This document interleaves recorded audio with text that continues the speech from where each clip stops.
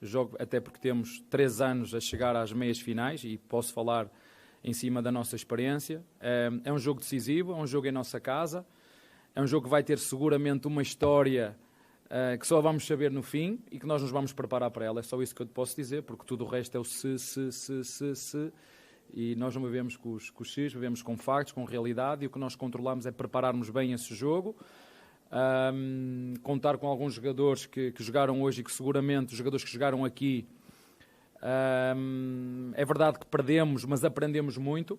Esta é uma equipa, vocês viram, e a quantidade de jogadores que são as nossas segundas linhas, são os jogadores que temos, que fizeram uma primeira parte absolutamente extraordinária. Como te disse, foi pena, porque eles mereciam ter chegado ao final da primeira parte com outro resultado, que depois nos garantia uma margem de poder sofrer um golo na segunda parte, e foi pena porque o Bragantino só entrou no jogo após o penalti. Estava difícil conseguir entrar na nossa defesa, acabou por fazer um cruzamento bem de fora da área, que é uma das estratégias que muitas vezes funcionam contra equipas que nos bloqueiam. Mas quinta-feira é um jogo diferente, e em nossa casa, com o nosso público, a contar com a ajuda do nosso público, fazer tudo para voltarmos à final novamente. Boa noite, Abel. Hoje você começou com o Endrick no meio, numa posição que ele fazia no início da temporada quando ele era titular, e você usava de um lado o Dudu, do outro mudava às vezes, mas normalmente era um sistema parecido com o que ele começou jogando hoje, mas num contexto de jogo em que ele teria campo para correr nas costas da defesa, e foi exatamente isso que ele fez para fazer o gol. E ele já fez isso algumas vezes, ele é muito bom nesse tipo de jogada, contra o Corinthians, outros jogos ele tem isso.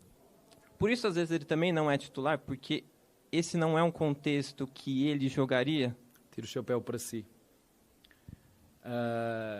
Claro que o Endrick, quando é que o Endrick é bom? É isto, é quando tem espaço nas costas, utiliza a sua velocidade, que é a margem de marca dele, o seu drible, a sua finalização. Isto ele é forte. Quando jogas com uma equipa que joga em blocos baixos, com pouco espaço, também nos ajuda. É um jogador que tem 17 anos, volto aqui a referir, quer dizer, se fosse num trabalho normal, eu estava impedido de o meter a jogar, certo?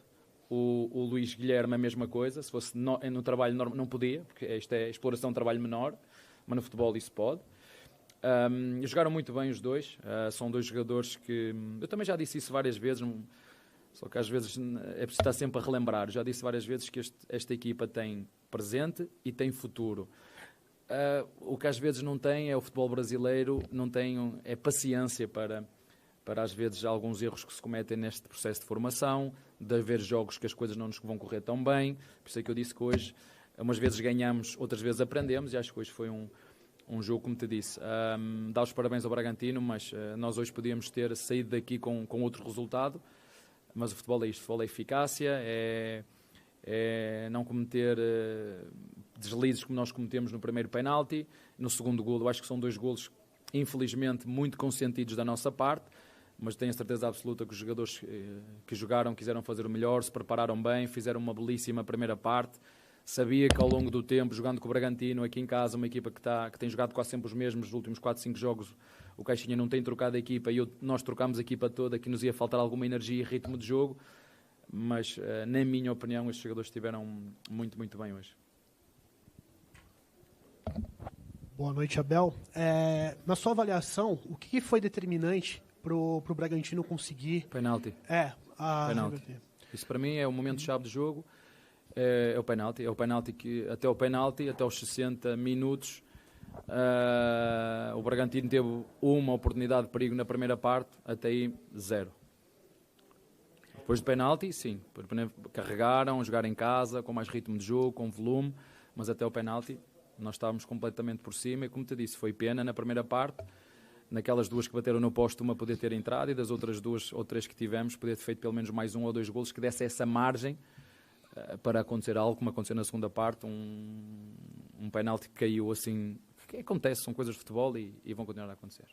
Boa noite, Abel Ferreira, Álvaro Ribeiro da TV Altiora de Bragança Paulista. Até você falou dentro do que o Santos do Pelé que tem os títulos, mas o São Paulo Tele Santana também tem, o Cruzeiro também tem, o Grêmio também, todos têm títulos de Libertadores. Do Brasil, quem tem que saber são vocês, então, até como ilustração. como ilustração, não é só o Santos. Aliás, eu sou santista, sou viúva do Pelé. Vi ele jogar com 6 anos de idade. E aí um detalhezinho importante. Nessas mexidas para poder poupar jogador para Libertadores, não existe o risco de estar queimando etapa com esses jovens jogadores quando perde a partida? Como trabalhar esse emocional dessa garotada? Faz parte. Na nossa vida, não só no futebol como na nossa vida, isto não é comer moço de goiaba. Isto é preciso, é nos momentos difíceis que nós vemos quem são os jogadores que podem ter futuro ou não no nosso clube. E os momentos de derrota é que para mim definem, os momentos da dificuldade, os momentos de obstáculo, é que define para mim o caráter de um homem. É que define o caráter de um treinador. É o que define o caráter de um árbitro. É o que define o caráter de um jornalista. É o que define o caráter de um jogador. É nos momentos de derrota. É aí que define, porque a ganhar e quando as coisas nos correm bem, nós não precisamos que ninguém nos faça nada, que aí não é? A onda leva, não é? A onda leva. O problema é quando você está no fundo e tem que escalar. Isso é que faz a diferença dos grandes pais, dos grandes filhos, dos grandes treinadores, é nos momentos de derrota. E para aqueles que acham que o sucesso, para chegar cá acima, que é tudo há momentos em que nós vamos ter que ultrapassar estes pequenos fracassos, é isto que que faz a diferença entre a atitude de um perdedor e a atitude de um vencedor. Então, é quem ganha mais. A atitude de um perdedor e a atitude de um vencedor vê-se no seu caráter e na forma como encara os seus desafios, seja no futebol, seja na vida, seja no relacionamento com o seu filho, com a sua mulher.